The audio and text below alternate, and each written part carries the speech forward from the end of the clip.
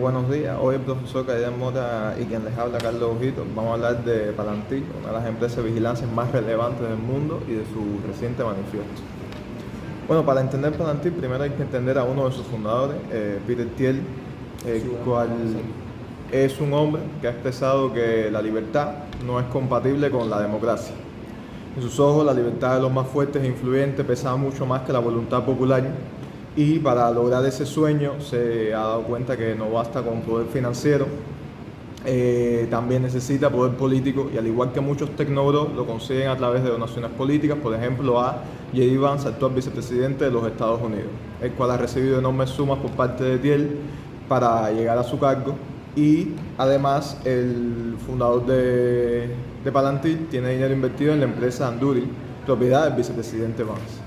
Thiel apoyado a Trump en 2016 y aunque no lo apoyó en 2020, ve en él un medio para desregular el Estado, especialmente Internet, un espacio que él considera libre de la burocracia estatal.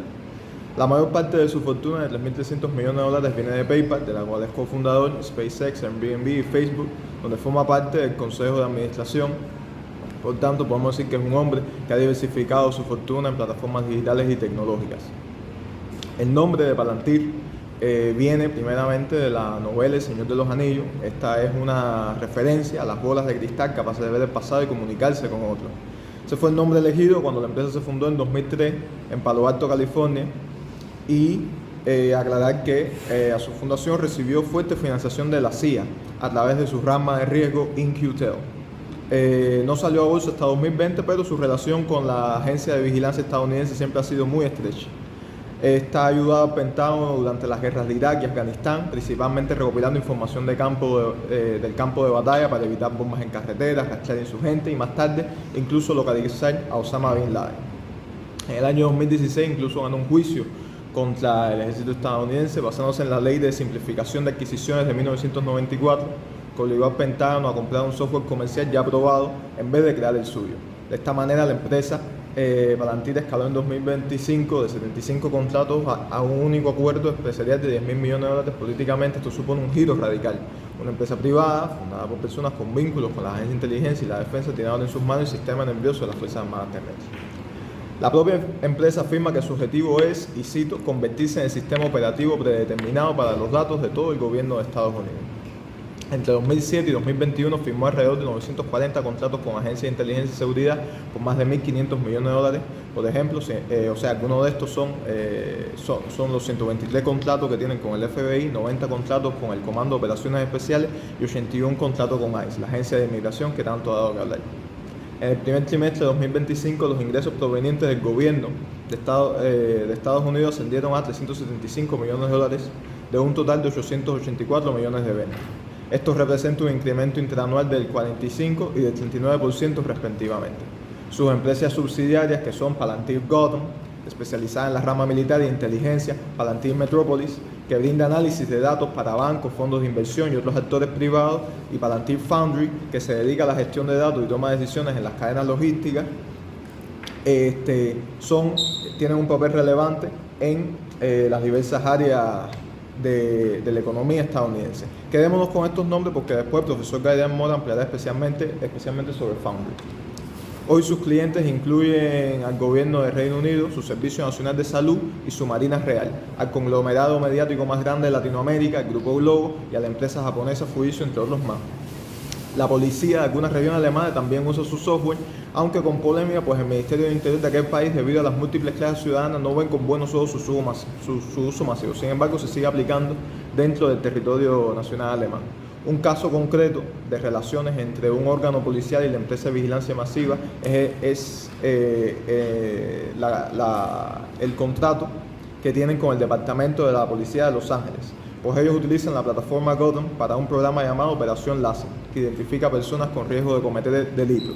A estas personas se les vigila y detiene con la mayor frecuencia posible utilizando vagas excusas con el objetivo de obtener más información por medio de las observaciones de la gente y las preguntas hechas al individuo, ayudando a generar listas de delincuentes habituales. Pero hay uso más oscuro. Palantir, aparte de ser utilizado por ICE para detener inmigrantes de forma legal e ilegal, violando la privacidad de los ciudadanos, también ha sido utilizado en JP Morgan pues un empleado usó Palantir sin permiso para leer correos y rastrear movimientos de sus propios compañeros y ejecutivos. Sumado a ello, un trabajador de Palantir ayudó a desarrollar perfiles psicográficos de votantes con los datos de 87 millones de usuarios de Facebook para la campaña de Trump en 2016. La empresa lo niega y dice que el empleado actuó en su tiempo libre. Sin embargo, es complicado negar la relación de un empleado de Palantir utilizando software de Palantir para proveer a Cambridge Analytica de los datos que piden. Ahora bien, en 2026 Palantir publicó su manifiesto de la mano de uno de sus fundadores, Alex Karp.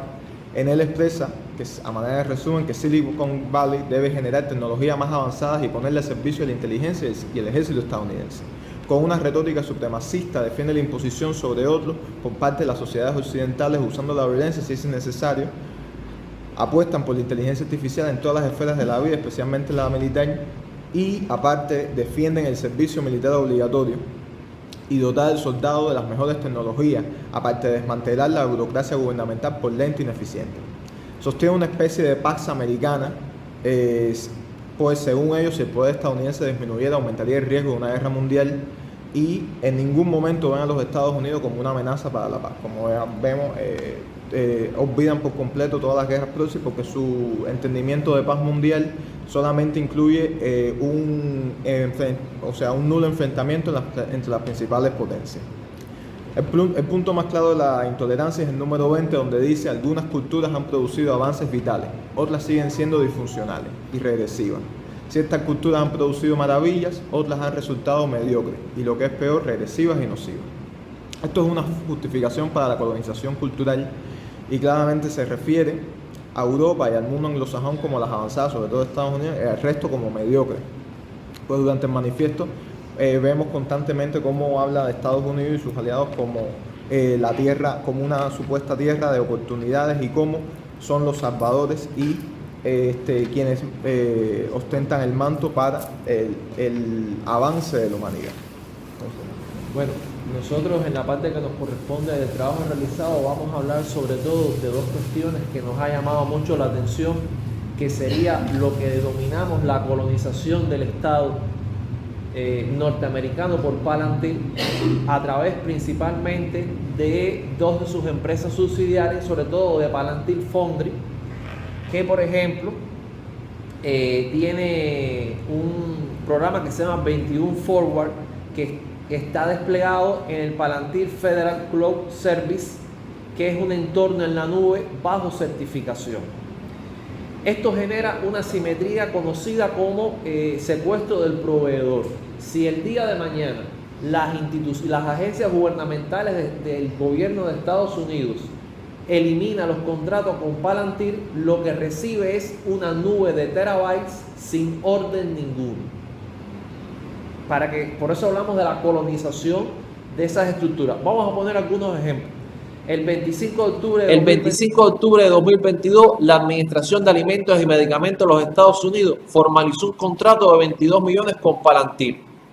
Lejos de tratarse de una mera adquisición de un software o un servicio de almacenamiento en la nube, el acuerdo integró la plataforma corporativa Foundry como el núcleo operativo del sistema de control y resiliencia de la cadena de suministro de alimentos en Estados Unidos.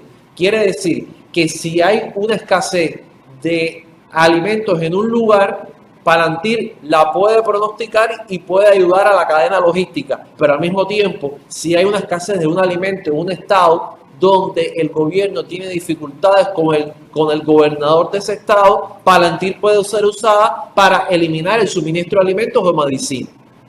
Incluso puede ser usado para generar una escasez artificial y generar entonces operaciones de especulación en la bolsa de valores, como ha pasado con el tema de los precios del petróleo ahora en la segunda guerra de Epstein, como yo la llamo en Irán. La presencia de Palantir en la FDA no es un fenómeno aislado, forma parte de una estrategia de interconexión profunda a lo largo y ancho del aparato gubernamental. Por ejemplo, tenemos en la Secretaría de Salud la plataforma Tiberium, que diseñada para centralizar la logística y la distribución de vacunas a nivel federal. Tenemos en el caso de los Centros para el Control de Enfermedades la plataforma Decipher, utilizada para la integración de datos genómicos y la respuesta rápida ante brotes. Tenemos el llamado entorno N3C, que es el mayor repositorio de registros médicos e historiales clínicos electrónicos integrados de pacientes. Y podemos seguir, porque esto llega hasta el Reino Unido, donde toda la identidad digital del Reino Unido no la maneja Palantir, sino la maneja otro miembro de ese grupo, Larry Ellison, por Oracle. Larry Ellison es uno de los miembros del famoso grupo de la paz de Gaza, para que nos entendamos. Estos que aparentemente no está mezclado, tiene mucho que ver con el tema de la adquisición de Groenlandia. Y entonces hablaríamos aquí de la militarización de Groenlandia, donde vamos a ver lo siguiente. Primero, hay una remilitarización de Groenlandia, donde vamos a tener muy próximamente 3 nuevas bases. La de Pituffik, que es la base tradicional, que antes se llamaba Thule, se mantiene y tenemos 2 nuevas. Va a estar la de Narsarsuaq y Kangerlussuaq. ¿Por qué es importante estas bases y Groenlandia? Primero, porque desde Groenlandia se domina lo que se llama el GIUK, que es el corredor Groenlandia, Islandia, Reino Unido, que es el que permite el acceso del Ártico al Atlántico Norte. Es un lugar desde el cual usted va a monitorizar el movimiento de los submarinos nucleares rusos, pero además el Ártico es la frontera más cercana entre Rusia y Estados Unidos en un futuro intercambio nuclear. Entonces, aquí, ¿cómo es el negocio? El gobierno de Estados Unidos se encarga de generar un entorno de seguridad favorable en Groenlandia, mientras Palantir y los fondos de inversión, como decía el colega, que están detrás de Palantir, explota los recursos minerales. Palantir y otras empresas tecnológicas colocan en Groenlandia sus centros de datos, donde hay frío y donde hay agua para refrigerar los centros de datos. Y el Estado garantiza entonces la seguridad, mientras Palantir, que es lo que te garantiza, todo el tema de la logística y de los software en esos lugares. A eso súmale que cuando tú controlas Groenlandia, controlas Islandia, Islas Canarias, las Azores, las Malvinas, estás cerrando el Atlántico a Rusia y China. Entonces, tienes a Groenlandia en el norte, vas a tener la Patagonia en el sur, tienes el mundo. Y finalmente, de las cuestiones que nosotros queríamos. Que él es judío. Sí. Ya eso, que eso conecta todo. casual, no, porque ahorita van a aparecer que Moisés, Sí, él es judío. en uno de los rollos del mar Muerto, Moisés pasó por la Patagonia. Ya. Eso va a estar en cualquier momento. Ahí está. Eso viene. Amazonia. En la Patagonia. ¿Cómo se llama el proyecto? De Patagonia. Andinia es el proyecto. Andinia es el proyecto. Ahorita no vamos a hablar de Argentina, vamos a hablar de Palantirlandia. Sí, vamos a hablar muy pronto. Ahora, yo quería hacer rapidito en lo que la reflexión de cuál es el lugar histórico de estas oligarquías tecnológicas en la historia de lo que es el capitalismo tardío financiarizado o posmocapitalismo, como algunos lo denominan. Hay que entender que la manera en la que se va a usar la inteligencia artificial, no la tecnología en sí, sino la manera en la que la estructura social está implementando la inteligencia artificial, denota que hay un tránsito de este capitalismo que basaba sus mecanismos de explotación solamente en los elementos económicos hacia elementos extraeconómicos. La vigilancia, el control de la narrativa y el control de la percepción. Por eso es tan importante enseñarle a nuestros estudiantes a la crítica. Usted controla la IA, controla los datos de la IA, y cuando yo constantemente estoy consultando la IA, me estoy generando una imagen del mundo que es la que está en esa inteligencia artificial. Entonces usted controla también la percepción que van a tener las personas a través de eso. Entonces lo que estamos viendo es que es un escalón más en ese proceso de que el sistema ha llegado a un punto en que para salvar el sistema es capaz y prefiere destruir lo que queda de democracia liberal. Yo en lo particular no suscribo ni los términos tecnofeudalismo de Varoufakis ni el término tecnofascismo, porque te descubre, es decir, para mí lo que hace es que no te deja ver cuál es la esencia, ¿verdad?, que lo que hay ahí. Lo que hay es eso, un sistema que está en crisis y que, como desde la explotación fundamentalmente económica, que es la compra y venta de la mano de obra, no puede seguirse construyendo, que tiene un callejón sin salida que se llama la deuda, que está excesivamente financiarizado, tiene que acudir a las herramientas extraeconómicas para poderse preservar en el poder. Entonces, lo que decíamos ahorita, para ir concluyendo, aquí se van a unir varias cuestiones importantes. Por un lado, tú vas a tener ese capitalismo de vigilancia y control. Él hablaba de la moneda digital. La moneda digital es que te van a controlar todo. Porque si tú en 6 meses no hiciste ninguna compra, te quito el salario. Y el gemelo social. Y el gemelo social. Tiene que tener buena conducta, no infracciones. Porque se hablaba mucho del tema del certificado de buena conducta digital en China, pero nosotros vamos, en Occidente va mucho más rápido que los chinos en ese Hasta sentido. tus enfermedades van a ser diagnosticadas genéticamente a través de gemelo digital con tratamientos para ti. O sea, tú no puedes comprar medicamentos.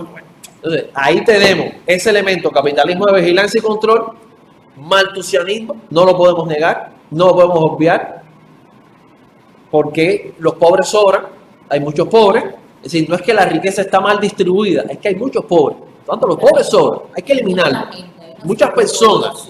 Y en tercer lugar, el transhumanismo del foro de Davos y su gran propagador, Yuval Noah Harari, con la idea del Homo Deus. Entonces, ¿qué vamos a ver? Vamos a ver que un proceso de desaparición o de lucha contra todo lo que haga que usted tenga posibilidad de resistir. Religión, familia, barrio, sindicato, Estado nacional.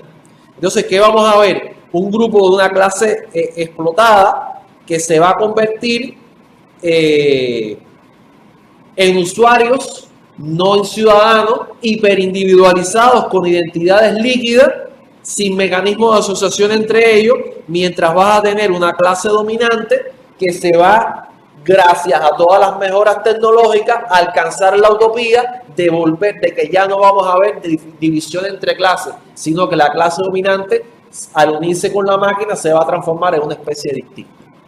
Yo decía que los desafíos que se alzan ante nosotros no pueden llevarnos al desaliento.